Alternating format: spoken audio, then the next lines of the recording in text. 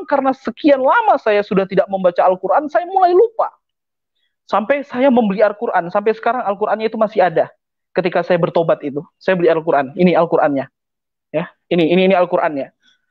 Saya simpan dan saya baca tiap hari.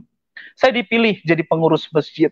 Saya setia, ya. Tapi di balik kesetiaan saya itu saya sering menjatuhkan tetap orang-orang Kristen. Karena apa? Sejak kecil orang tua saya sudah tanamkan, orang Kristen itu kafir, orang Kristen itu sesat, orang Kristen itu musuh. Saya ditanamkan begitu sama orang tua saya. Makanya saya sangat benci sama orang-orang Kristen. Sementara pimpin pujian, sementara menyanyi, berhenti ibadah.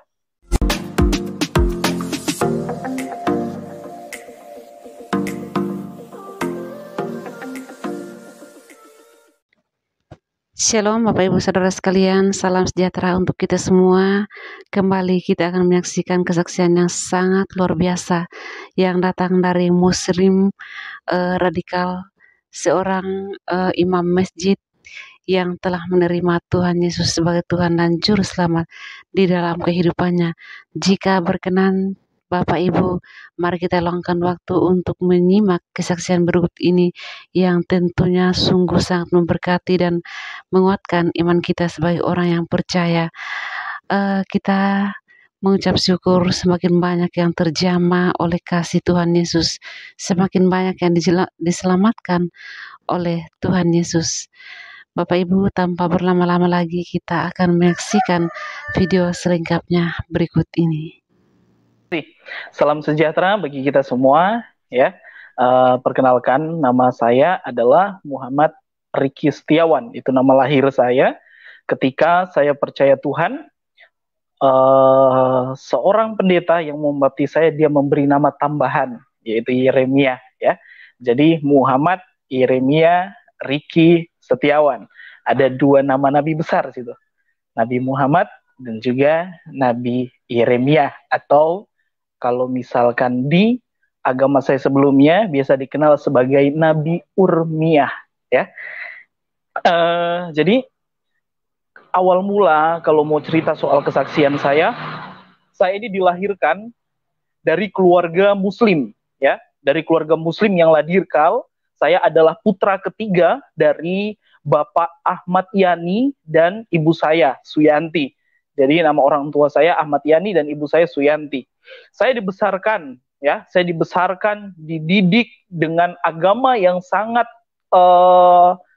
sangat keras yang mendidik saya, yaitu agama Islam, saudara yang terkasih dalam Tuhan. Jadi saya itu waktu masih kecil, orang tua saya itu memang didik saya habis-habisan. Saya dididik, saya harus jadi Islam. Saya bahkan orang tua saya waktu saya masih TK, saya itu sudah dimasukkan di TPQ, Taman Pendidikan Quran, ya, atau TPA, Taman Pendidikan Al-Quran. Saya SD di Lampung, di Tulang Bawang. TPA yang saya ikut pendidikan, tempat pendidikan Al-Quran itu ada di daerah Tugu Kuning namanya, di bagian Tulang Bawang, Unit 2. Nah, saya dididik sangat keras sama orang tua saya. Orang tua saya bilang, kamu nggak boleh pegang Alkitab, karena Alkitab itu haram, katanya, ya, kata orang tua saya itu. Kamu tidak boleh berteman dengan orang-orang Kristen, karena orang-orang Kristen itu kafir. Orang-orang Kristen itu orang-orang yang tersesat, ya.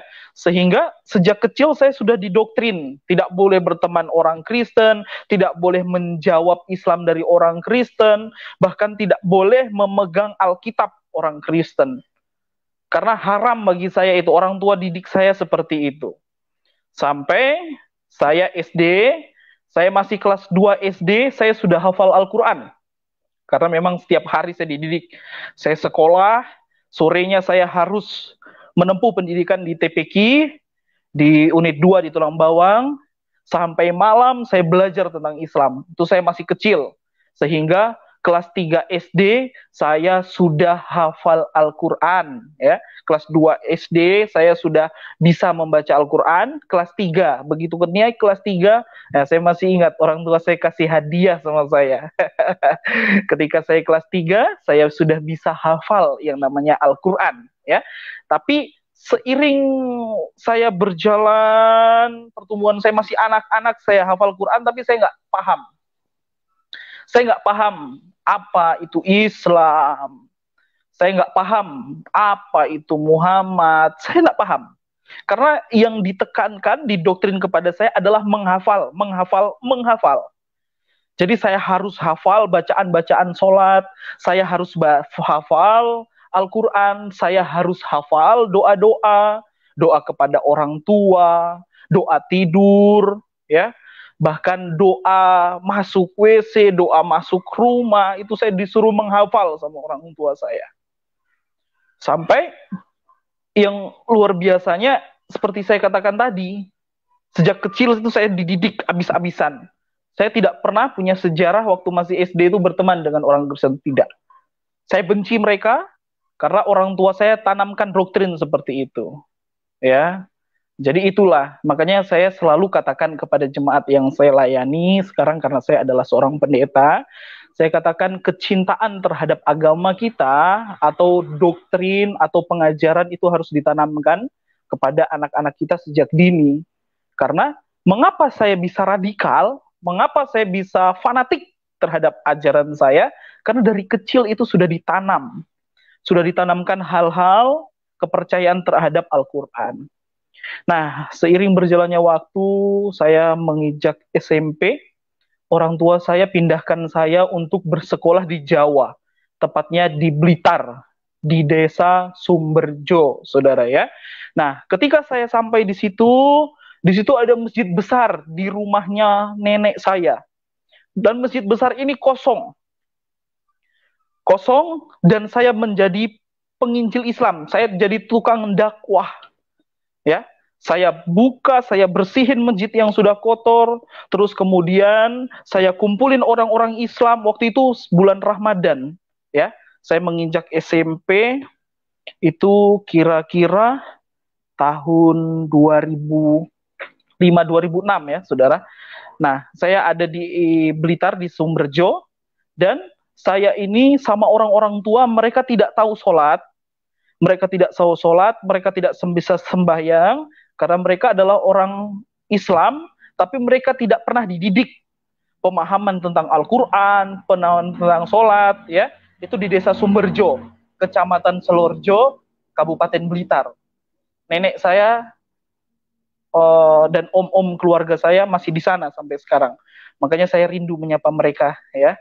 Sekalipun mereka belum bisa menerima keadaan saya yang seperti ini. Saya barusan tadi ditelepon sama keluarga-keluarga, ketika mereka lihat saya akan tampil di YouTube-nya Bapak Yusuf Manubulu. Ya, saya berkata puji Tuhan. Nah, jadi saya pernah menjadi guru ngaji sekaligus imam di masjid itu. Saya pernah menjadi imam di masjid itu ketika saya masih berumur kira-kira berumur 11 tahun.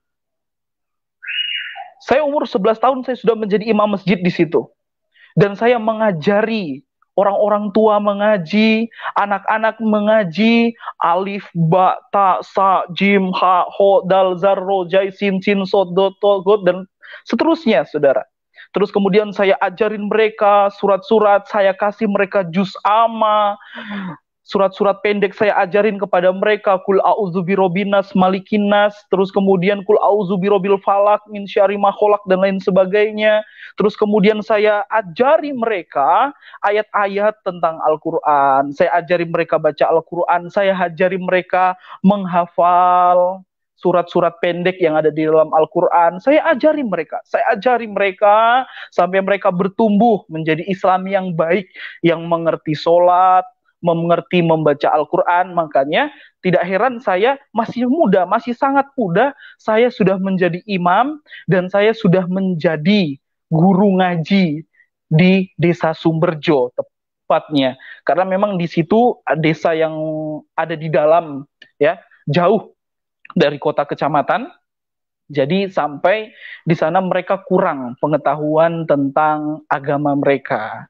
Mereka menyatakan diri Islam karena begitu lahir sudah Islam, jadi mereka berpikir, pokoknya saya Islam, ya gitu, saudara ya. Jadi saya mengajari mereka. Makanya mereka sayang sekali sama saya. Tahun lalu saya pulang, mereka dengar saya jadi pendeta, saya tidak boleh lagi pulang kampung. Saya dimarahi, saya dibilang kafir, murtad, saya dibilang anak haram, saudara. Tapi saya tetap mengucap syukur karena Tuhan Yesus baik. Nah, seiring berjalannya waktu, ketika saya ada di Jawa, ya, saya bisa melahirkan generasi-generasi yang bisa membaca Al-Quran. Kemudian masjid itu sekarang berkembang. Saya pulang tahun lalu ke Jawa, masjid itu sudah sangat besar sekarang. Ya, masjid itu sudah sangat besar dan mereka tetap ingat sama saya. Makanya ketika saya pulang, mereka senang sekali, mereka sayang. Tapi sayangnya saya sudah jadi pendeta, mereka marah. Nah, dan kemudian ketika saya sudah sangat mencintai agama saya Islam, ya, kemudian dari Jawa saya dipindahkan sekolah sama orang tua saya dipindahkan ke Jakarta. Di Jakarta, saya masih sangat cinta dengan agama saya. Dengan agama Islam tentunya. Saya rajin sholat, saya rajin membaca Al-Quran. Tetapi karena pergaulan di ibu kota terlalu jahat, pergaulan di ibu kota terlalu bebas. Makanya pesan moral saya bagi orang tua atau anak-anak muda, hati-hati dengan pergaulan sekarang. Alkitab saya itu berkata, berhati-hatilah, berwaspadalah, karena hari-hari ini adalah hari-hari yang jahat. Jadi tidak salah kalau pergaulan sekarang itu pergaulan yang bukan main, kehilangan etika, kehilangan moral, ya. Mereka bilang, kalau nggak ngerokok nggak gaul. Kalau misalkan tidak minum alkohol tidak gaul. Kalau belum pacaran nggak gaul. Makanya sekarang kita nggak salah sekarang ya. Zaman sekarang kita lihat anak SD saja sudah pacaran ya. Karena begitu pergaulan di luar sana. Mereka bilang, nggak gaul kalau nggak ngerokok, nggak gaul kalau nggak minum minuman keras, nggak gaul kalau nggak pakai narkoba. Akhirnya saya terjebak dengan pergaulan-pergaulan bebas. Saya terjebak dengan narkoba yang awalnya dari rokok. Saya menghisap rokok, saya kecanduan, dan kemudian tingkat itu berganti terus naik sampai saya pakai narkoba. Saya ketahuan sama orang tua saya dipukuli habis-habisan. Saya dimarahi, saya dicaci maki sama orang tua saya. Sampai akhirnya saya dikirim sama orang tua saya kepada om saya yang ada di Aceh. Jadi saya pernah di Aceh, di Lok Sukun, di Bukit Hagu. Desa Bukit Hagu, di Kecamatan Lok Sukun. Saya pernah ada di Aceh. 1 tahun saya di Aceh. Saya dikirim di Aceh. Saya makin menderita. Saya berpikir begini, orang tua saya tidak bisa urus saya. Orang tua saya nggak mampu urus saya. Akhirnya di Aceh saya ditinggalin sama om saya lebih jahat. Di Aceh saya kenal ganja. Saya kecanduan ganja. 1 tahun saya di Aceh, ketika saya menjadi pecandu ganja, keluarga besar tahu. Saya diusir dari Aceh. Dari Lok Sukun, dari Bukit Hagu. Saya diusir, makanya saya menyapa, maafkan saya ya, keluarga-keluarga saya. Saya tadi ditelepon, dihubungi sama keluarga saya dibilang murtad, saya dibilang kafir ketika saya mau tampil di channel YouTube ini malam hari ini. Jadi saya menyapa, semoga semuanya lihat dan melihat isi hati saya bahwa saya mencintai kalian.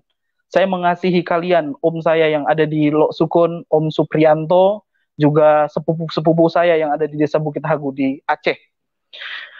Dari Aceh saya diusir sama keluarga. Saya nggak tahu harus kemana, orang tua saya jemput saya ke Jakarta. Ketika di Jakarta, nggak ada perubahan, nggak ada penyesalan. Saya tinggalkan sholat, saya tinggalkan Al-Quran, saya mulai hidup berfoya-foya. Saya mulai keluar masuk pub, saya mulai terikat dengan narkoba, sampai orang tua saya mau masukkan saya di panti rehabilitasi.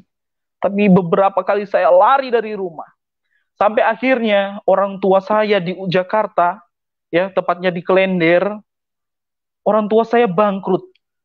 Ketika orang tua saya bangkrut, mereka mencari jalan keluar, mau usaha baru. Papa bilang dia udah nggak mau lagi usaha-usaha, dia suka mau jadi bos, ya. Dia nggak mau lagi buka rumah makan, dia nggak mau lagi karena sudah bangkrut. Akhirnya orang tua saya cari program transmigrasi dan orang tua saya pilih ke Manado. Itulah ceritanya kenapa saya bisa ada di Manado gitu. Ketika tiba di Manado, orang tua saya harapkan saya ini berubah. Karena di Manado itu tidak ada narkoba. Itu pandangan dari orang tua saya. Tapi di Manado, tepatnya di desa Tompaso Baru, hidup saya itu lebih kacau, berantakan lagi. Kami pindah di Manado itu tahun 2013. Kami pindah di Manado. Tahun 2013, hidup saya berantakan. Kacau saya di Manado. Saya tiada hari tanpa mabuk. Saya kenal judi. Bahkan saya sering terlibat peperangan antar kampung ya, Tompaso Baru. Kalau saudara bisa share di Google, kampung saya itu dulunya sangat luar biasa di Tompaso Baru itu. Sering terjadi kekacauan. Tapi puji Tuhan, kampung saya sekarang Tuhan sudah pulihkan. Karena banyak orang-orang bertobat. Jadi tahun 2013, hidup saya berantakan. Saya kacau. 2 tahun saya tiada hari tanpa minuman keras. Sampai akhirnya tahun 2014 saya kena sakit. Saya muntah-muntah darah. Dan saya hampir mati. Saya kesakitan. Tapi nggak ada tobatnya. Saya bilang, Tuhan, ya Allah, saya mau bertobat. Ya Allah, saya mau bertobat. Saya mulai kembali sholat. Ya dasarnya manusia ya. Bertobat, sholat, sehat, bikin dosa lagi, gitu. Ketika saya bikin dosa lagi, bertahun-tahun itu. Ketika tiba saatnya tahun 2015, bulan Desember, memang betul-betul saya hampir mati. Saya muntah-muntah darah karena minuman keras. Di situ saya ambil komitmen. Saya buang rokok saya tidak mau rokok lagi, saya tidak mau minum minuman keras lagi, saya mau benar-benar tobat. Ya Allah, saya mau tobat, saya mau kembali baca Al-Quran. Karena sekian lama saya sudah tidak membaca Al-Quran, saya mulai lupa. Sampai saya membeli Al-Quran, sampai sekarang Al-Qurannya itu masih ada. Ketika saya bertobat itu, saya beli Al-Quran, ini Al-Qurannya. Ya, ini Al-Qur'annya. Saya simpan dan saya baca tiap hari. Namanya di Manado mayoritas Kristen. Makin bertumbuh iman saya. Saya rajin sholat dan saya di desa Liandok di transmigrasi itu pimpinan masjid pilih saya sebagai ketua pemuda remaja pengurus masjid. Ya, saya dipilih oleh Bapak Amiruddin, ya, ustadz kami yang ada di Liandok itu, di desa Tompaso Baru di Manado. Saya dipilih jadi pengurus masjid. Saya setia, ya, tapi di balik kesetiaan saya itu saya sering menjatuhkan tetap orang-orang Kristen. Karena apa? Sejak kecil orang tua saya sudah tanamkan, orang Kristen itu kafir, orang Kristen itu sesat, orang Kristen itu musuh. Saya ditanamkan begitu sama orang tua saya. Makanya saya sangat benci sama orang-orang Kristen. Tapi begitu menginjak tahun 2016, ya, saya tiba-tiba minum lagi. Minum minuman keras lagi. Ketika minum minuman keras, waktu itu tahun baru 2016, ya. Dari tanggal 30 di akhir tahun mau ke tanggal 1, malam puncaknya itu, saya tiba-tiba mabuk, dan saya sadar pagi-pagi saya sudah ada di depan gereja, di depan pastori. Saya kabur, karena saya malu sama pendeta. Saya mabuk di depan pastori, pendeta bawa saya masuk ke tempat tidur, terus kemudian pendeta ini, saya muntah darah lagi. Pendeta ini, Bapak Pendeta Denny Morai namanya. Dia yang bersihin baju-baju saya dari darah, dari muntah-muntah, saya dibersihkan. Pagi-pagi saya malu, saya kabur. Dan kejadian itu datang lagi. Besoknya saya mabuk-mabuk di kampung lain, tapi tiba-tiba saya ada di situ. Saya mulai takut. Loh, kenapa ini? Masa saya mabuk di kampung lain, tapi tiba-tiba ketika saya pingsan, saya ada di tempat Bapak Pendeta Denny Morai ini tadi. Wah, saya mulai ketakutan. Wah, benar-benar ketakutan saya. Ketakutan kayak gimana ya? Pokoknya takut sekali. Tapi di sisi lain, saya berpikir, ini Bapak Pendeta ini baik sekali. Kenapa dia mau ambil saya ya di got di pinggir jalan? Saya diambil, baju-baju saya dibersihkan, terus kemudian saya dibawa masuk ke dalam kamar, dipakaikan selimut, saya dibersihkan. Bangun pagi saya sudah ada kopi, biarpun kopinya nggak saya minum, saya lari ya, karena saya malu. Tapi pendeta ini baik. Tapi saya tetap benci. Kafir, namanya pendeta itu pimpinan kafir. Pendeta itu sesat, yang suka menyesatkan umat, itu pendeta yang saya tahu. Sekalipun dia baik, tapi di sisi lain, dia baik sekali. Selama ini keluarga saya, ketika saya mabuk, ya namanya orang tua pasti nggak mau lihat anaknya jatuh di pergaulan yang tidak baik. Ketika saya mabuk di pinggir jalan, orang tua saya lewat, ya dia nggak pusing. Papa saya nggak pusing. Papa saya udah nggak anggap lagi saya anak, karena sudah terjebak di pergaulan yang tidak baik. Tapi kemudian pendeta ini selalu menaruh kasihnya kepada saya. Dia yang melayani di desa kami. Ketika saya mabuk, saya tidur di gereja atau di pastorinya Bapak Pendeta Denny Mora ini, saya ketakutan. Saya bilang, Bapak ini kafir, tapi di sisi lain, Bapak ini baik sekali. Dari situ karena saya ketakutan, saya bertobat lagi. Tahun 2016 itu, bulan Januari tahun 2016. Saya bertobat lagi. Ya Allah, saya mau tobat. Saya mulai lagi mau sembahyang. Ya, saya mulai sembahyang, dan waktu itu ada keponakan-keponakan saya ajarin mereka sholat. Ketika ada di sini, di Manado, sudah di Manado. Saya ajarin mereka sholat, kabira walhamdulillahi kasirau, wa subhanallahi bukrata wa asila, ini wajah tu wajahiyah, baru Al-Fatihah, baru kemudian surat-surat pendek, sampai saya ajarkan mereka zikir, ya, sampai akhirnya ketika saya semakin setia, ketika saya semakin taat memeluk agama saya Islam, saya semakin ketakutan. Saya semakin ketakutan, dan tiba-tiba hari Minggu, saya itu udah rapi.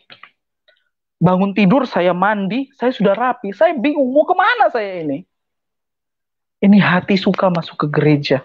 Saya ketakutan, saya nggak bisa tidur, saya stres, keluar keringat, ya, saya nggak bisa makan dengan baik, saya nggak bisa minum dengan baik, saya ketakutan, Tuhan. Ya Allah, saya ketakutan, benar-benar takut. Tiba-tiba hari Minggu itu saya sudah rapi. Saya sudah rapi tahun 2016 itu. Saya sudah rapi.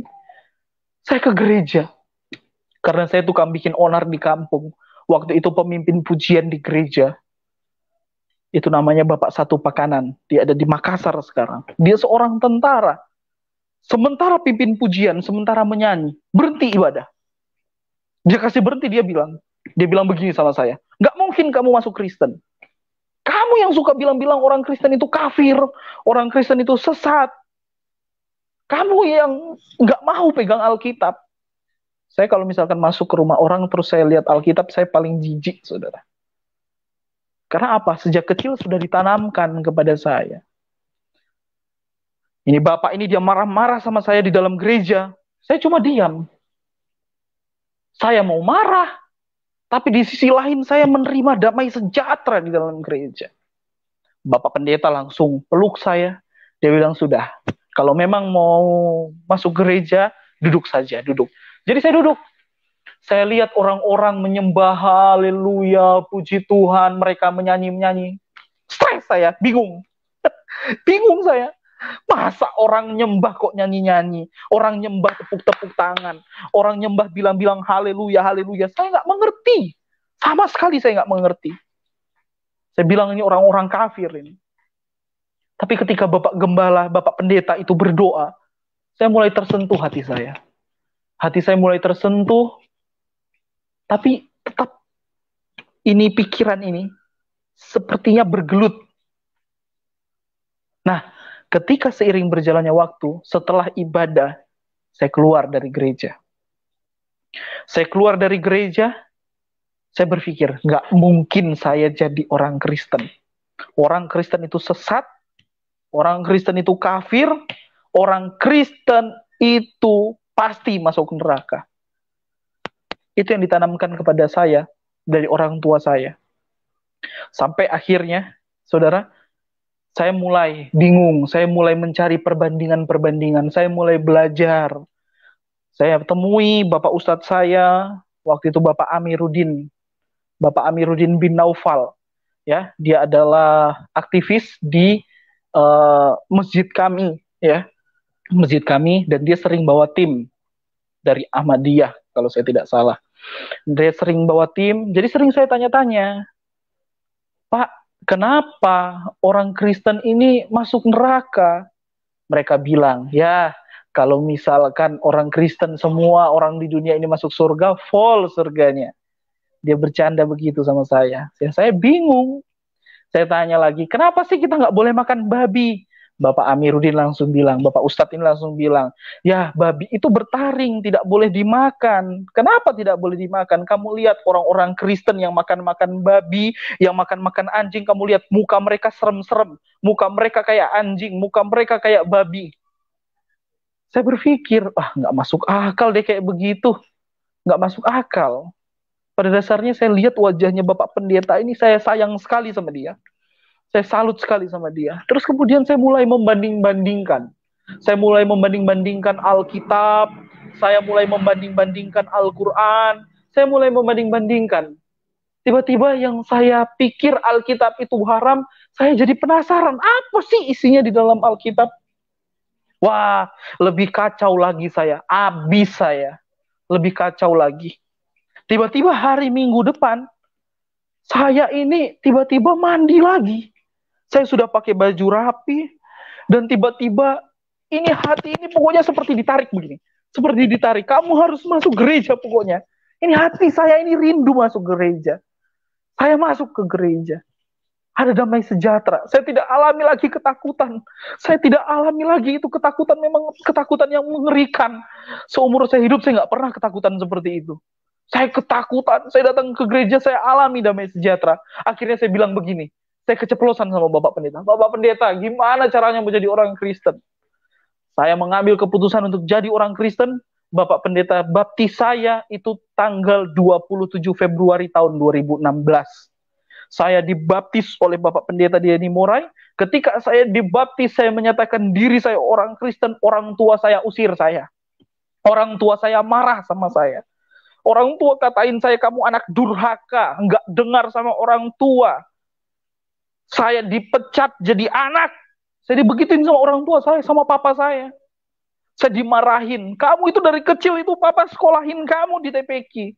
Papa ajarin kamu baca Al-Quran. Papa ajarin kamu untuk menghafal Al-Quran. Bahkan kamu bisa jadi imam, bisa jadi penghafal Al-Quran. Saya sudah berkali-kali khatam. Sudah tidak terhitung lagi. Karena orang tua saya itu didik saya dengan keras.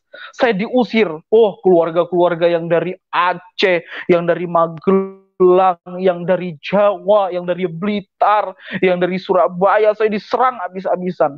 Saya dibilang, kamu nggak boleh lagi pulang ke Jawa. Kamu nggak boleh lagi datang ke Aceh. Saya mulai alami intimidasi. Saya mulai mengalami saya ini dibenci, saya dimarahi sama keluarga. Tapi di sisi lain, saya itu bersyukur sekali sama Tuhan. Saya bilang begini sama Tuhan, Tuhan, saya nggak tahu siapa itu Yesus. Saya nggak tahu sama sekali siapa itu Yesus. Tapi kalau memang Yesus itu Tuhan, nyatakan. Saya minta tanda sama Tuhan, kalau saudara mau tahu. Saya bilang begini sama Tuhan, Tuhan, kalau memang Yesus itu ada, saya ini udah dibuang sama keluarga saya. Saya udah nggak ada pekerjaan. Saya dibuang sama keluarga saya. Terus saya mau hidup dari apa? Banyak orang-orang bilang, dibayar berapa kamu masuk Kristen? Dibayar berapa kamu jadi orang Kristen? Dibayar berapa kamu? Oh Tuhan, saya tinggalkan pekerjaan, saya tinggalkan keluarga karena saya ikut Tuhan. Karena apa? Tuhan jamah hati saya. Saya bilang, yang rubah hati saya ini bukan pendeta. Yang rubah hati saya ini bukan pendeta. Pendeta nggak pernah bicara apa-apa sama saya. Bukan orang-orang Kristen yang ubah hati saya. Tapi Roh Kudus, Tuhan yang ubah hati saya. Makanya saya selalu katakan, manusia di dunia ini tidak ada yang bisa mengubah hati. Tapi cuma Tuhan yang mampu mengubah hati. Nah, ini keputusan hati saya. Keputusan hati saya untuk terima Tuhan. Saya bilang, Tuhan, tandanya seperti ini. Kalau orang tua saya, mama dan papa percaya Tuhan seperti yang saya alami, tidak ada yang memberitakan Yesus, tidak ada yang memberitakan Alkitab, saya bilang sama Tuhan, Tuhan, saya mau jadi pendeta, saya mau sekolah Alkitab. 3 bulan saya berdoa, 3 bulan saya berpuasa, gak punya uang, gak punya uang saudara, gak punya uang, ikut Tuhan gak punya uang, gak ada yang bayar. Jadi tuduh-tuduhan kalau saya dikatakan saya ini dibayar dan lain sebagainya. Tidak, saudara. Saya kelaparan, saya berpuasa, tekuk lutut, saya berdoa. Di sisi lain keluarga-keluarga saya telepon saya. Beberapa keluarga saya blokir saya di FB, blokir di WA, saya diblokir. Saya dimarahi sama keluarga saya. Saya sayang mereka. Saya sayang sama mereka. Tapi saya dimarahi, saya dikatakan kafir, murtad, durhaka. Jangan bicara, saya mau bicara itu jangan bicara. Kamu udah tahu-tahu salah, mau bela kamu. Saya berdoa sama Tuhan, 3 bulan saya berdoa, saya tekuk lutut. Saya tekuk lutut, saya berdoa terus, Tuhan pulihkan orang tua saya, Tuhan pulihkan orang tua saya. Saudara, pada hari kenaikan Tuhan Yesus, itu bulan Mei, saya tidak salah bulan April atau bulan Mei, tiba-tiba orang tua saya datang ke gereja. Saya kaget. Saya waktu itu, selama itu saya tinggal sama Bapak Pendeta. Saya tinggal sama Bapak Pendeta, tapi karena saya malu mau minta makan terus sama dia. Enggak, saya malu. Waktu pas kenaikan Tuhan Yesus Kristus tahun 2016, hari raya kenaikan, orang tua saya datang, mama dan papa. Saya tanya, siapa yang panggil masuk gereja? Enggak. Saya tanya, siapa yang ajari Tuhan? Enggak. Terus mama saya bilang begini, mama sering nangis, mama udah nggak lihat kamu lagi. Orang-orang datang. Wah, Ricky dulu ya. Saya biasa dipanggil Ricky di kampung. Dulu dia tuh kamu bikin rusuh di kampung. Mukanya itu nggak pernah, kalau orang Manado bilang, nggak pernah nggak pernah lurus mukanya, bengkok terus. Karena muka mabuk itu jelek banget, saudara. Tapi sekarang setiap kali dia ketemu orang, dia senyum, dia sapa. Karena apa? Saya termotivasi dengan pendeta saya, yang baptis saya. Bapak Pendeta Bideni Mora, yang kasih nama saya Yeremia. Saya termotivasi hidup seperti dia. Saya mau hidup seperti dia. Banyak orang sayang, banyak orang senang. Saya mau hidup seperti dia. Jadi kemana-mana saya sapa orang, saya senyum. Nah, mereka sampaikan ke orang tua saya tentang perubahan saya. Mama saya senang. Jadi saya mau katakan, pesan saya juga bagi orang-orang Kristen, bukan cuma berkhotbah, gaya hidup yang bisa jadi berkat, itu bisa menjadi teladan bagi orang-orang di luar sana.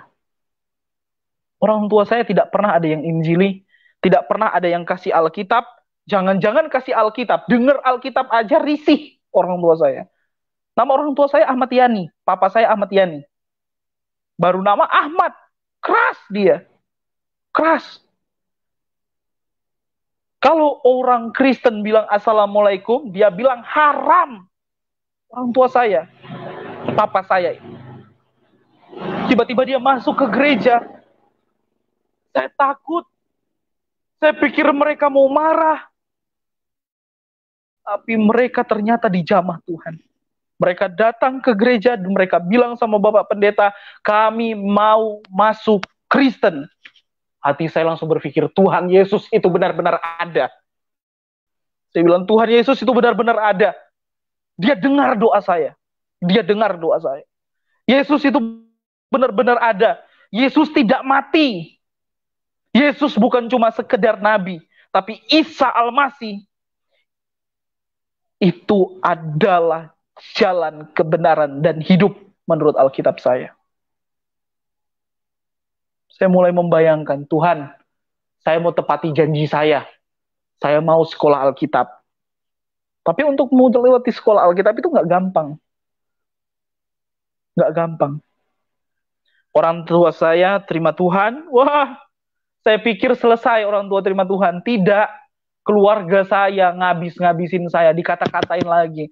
Kamu kenapa kasih orang tua kamu masuk Kristen? Dibayar berapa sih keluarga kalian?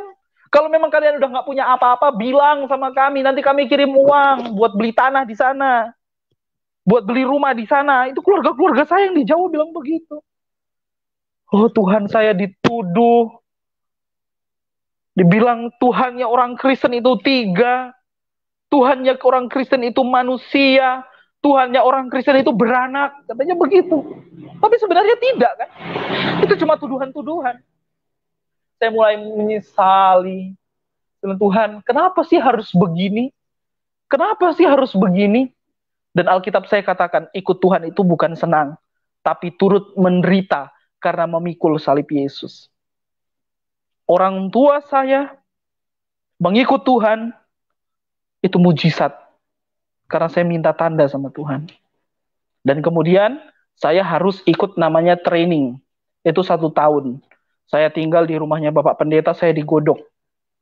Saya disuruh bangun gereja, saya berpikir begini, saya ini mau jadi pendeta atau mau jadi kuli bangunan?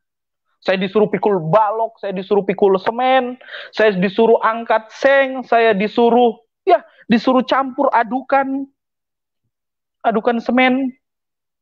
Saya disuruh bangun gereja, Bapak Pendeta bilang, kalau gereja ini belum kelar, belum selesai, kamu belum boleh sekolah Alkitab. 1 tahun saya habis-habisan. Nggak ada duit, kelaparan, nggak punya apa-apa. Baju ibadah saja, baju ibadah saudara tahu, orang-orang kasih, jemaat kasih, karena mereka tahu saya nggak punya uang, nggak ada pekerjaan. Masih mending kuli bangunan, kerja dibayar, saya nggak dibayar.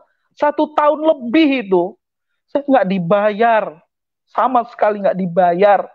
Saya sering kelaparan, sampai akhirnya tahun 2017, bulan Agustus, saya menempuh pendidikan sekolah Alkitab di Langowan.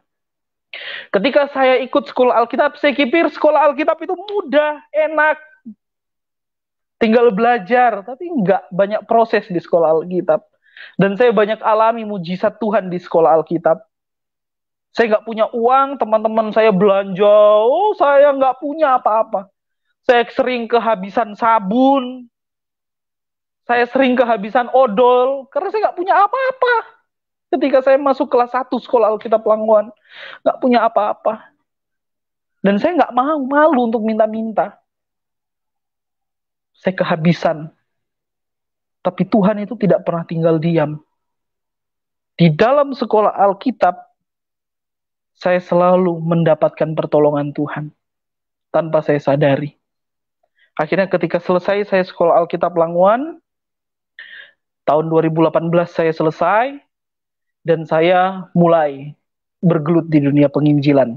Karena saya ada basic pengetahuan tentang Islam, saya kemudian direkrut di tim penginjilan. Jadi saya sudah menginjil seluruh Indonesia bagian Barat, saya sudah menginjil. Saya sudah KKR, saya sudah menginjil, saya berkhotbah di lapangan, saya berkhotbah di pedalaman, saya berkhotbah di gereja besar, saya khotbah di gereja kecil, saya sudah keliling Indonesia Barat. Batam, Aceh, Medan, saya sudah keliling semua. Jakarta, Jawa, Bandung, Bali, saya sudah keliling semua. Saya sudah memberitakan Yesus. Tapi keluarga saya itu incar saya. Keluarga saya nggak mau lagi saya hidup.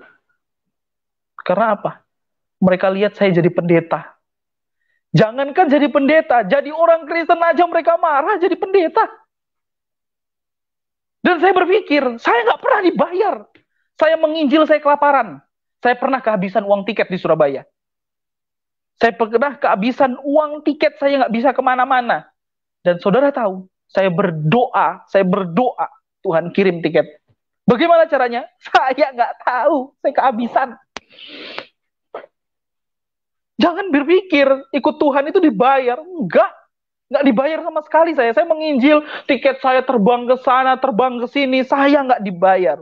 Tuhan Yesus yang sediakan semua kebutuhan saya. Saya menginjil, saya menginjil kemana-mana.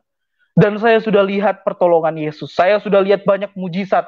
Saudara tahu di daerah Pekanbaru, ya, di Pematang Rebah, saya pernah khotbah. Di situ ada orang kanker disembuhkan sementara khotbah. Payudara yang besar tiba-tiba pecah disembuhkan. Saya sudah pernah lihat orang gagar otak disembuhkan sementara ibadah. Saya sudah pernah melihat di Pulau Biaro, orang lumpuh berjalan saya sudah pernah lihat.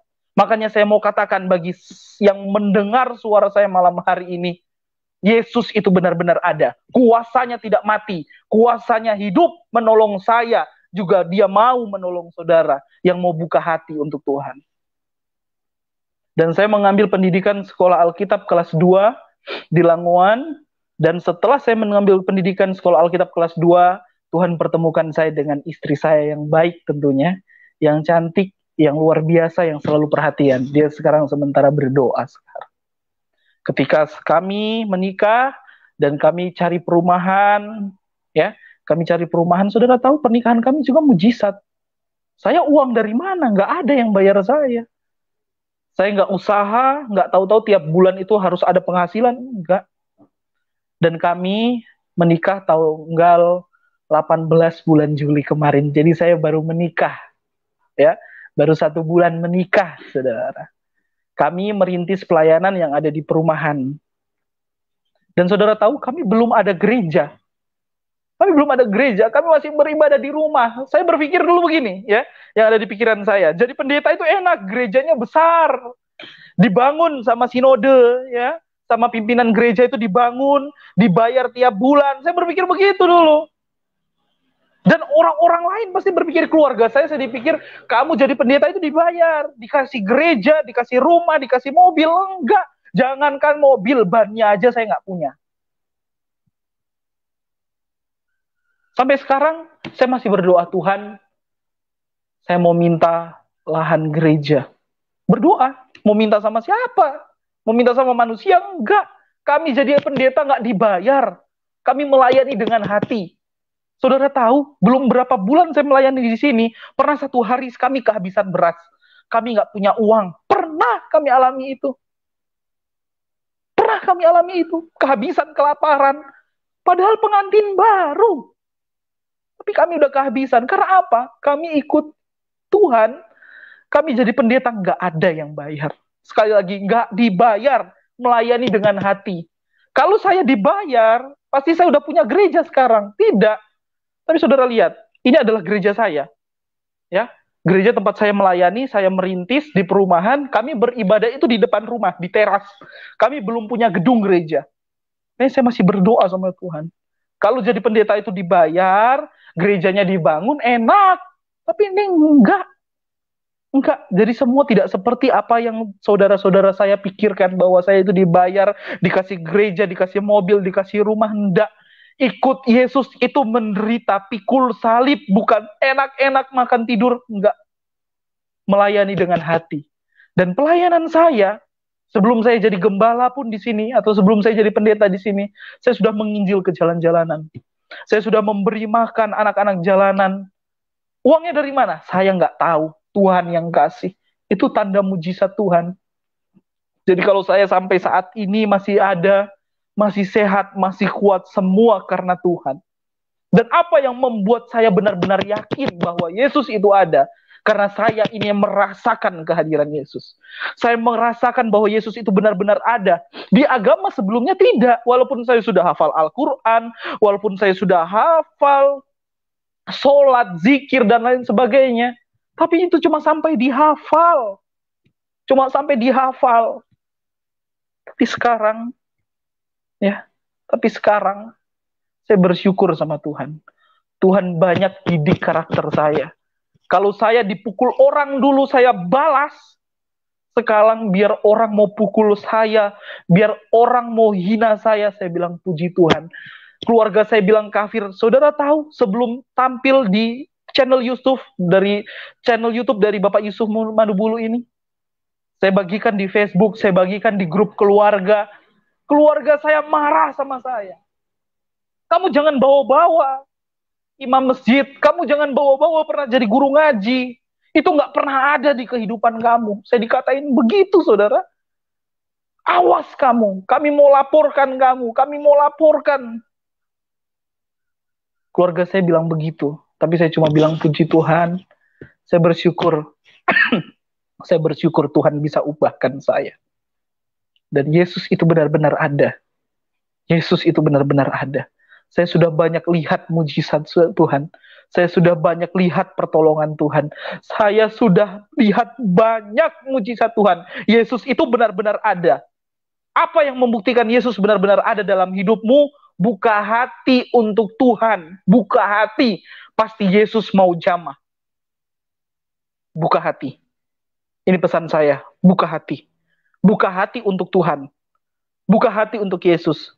Pasti kamu akan rasakan kehadiran Yesus. Pasti kamu akan rasakan keberadaan Yesus. Jadi buat keluarga saya yang masih mengatain saya kafir, yang masih mengatain saya tersesat, om saya yang ada di Lok Sukun di Aceh, sepupu-sepupu saya yang saat ini nonton ya, ada Denny, ada Putri, sepupu-sepupu saya yang lain yang ada di daerah Bukit Hagu di Aceh. Buka hati untuk Tuhan. Kalau kalian mau percaya Yesus itu ada. Kalian nggak percaya kan Yesus itu ada, buka hati untuk Tuhan. Buat om-om saya, tante-tante saya yang ada di Magelang, Tante Yus, buat oma saya, atau nenek saya yang ada di Merjo, di Blitar, om-om saya, keluarga saya yang belum bisa menerima keberadaan saya. Buka hati untuk Tuhan. Tuhan pasti jamah. Kan satu tanda bahwa apa yang membuktikan Yesus itu ada, buka hati. Karena Yesus itu bukan di sini. Yesus itu, kita manusia terbatas. Yesus itu tempatnya bukan di otak. Bukan. Yesus itu ada di hati. Jadi Yesus mau menjamah orang-orang yang mau buka hati buat Tuhan. Saya buka hati buat Tuhan. Yesus jamah saya. Yesus pulihkan saya. Sekalipun saya susah, tapi saya percaya Yesus itu ada. Karena saya sudah banyak sekali menyaksikan kemurahan-kemurahan, menyaksikan mujizat Tuhan. Tuhan sudah nyatakan dalam kehidupan saya. Jadi puji Tuhan, inilah kesaksian saya. Pesan saya, Yesus itu tidak tiga. Tuhan Yesus itu tidak tiga. Alkitab tidak pernah dipalsukan. Alkitab sampai sekarang masih asli. Masih sangat asli. Alkitab tidak pernah dipalsukan. Yesus tidak pernah salah. Yesus bukan tidak. Yesus bukan anak atau diperanakan secara lahiriah. Tidak. Yesus itu adalah satu-satunya juru selamat buat saya dan buat saudara yang mau buka hati buat Tuhan. Ya, Bapak Ibu Saudara sekalian, demikianlah kita telah menyaksikan bersama-sama bagaimana kesaksian Bapak Pendeta Muhammad yang telah menerima Tuhan Yesus, percaya kepada Tuhan Yesus sebagai Tuhan dan Juru Selamat satu-satunya yang layak dipuji dan disembah serta dimuliakan untuk selama-lamanya. Saudara sekalian, Bapak Pendeta Muhammad ini tidak mau mengganti nama, biarlah semua orang boleh percaya dan tidak berkomentar yang negatif, apalagi mengatakan palsu terhadap kesaksian Bapak Pendeta Muhammad ini yang telah menerima Tuhan Yesus dan saat ini sedang melayani penginjilan kepada jemaat. Terima kasih kepada Tuhan Yesus karena kasih-Nya luar biasa kepada kita semua. Demikian Tuhan Yesus memberkati.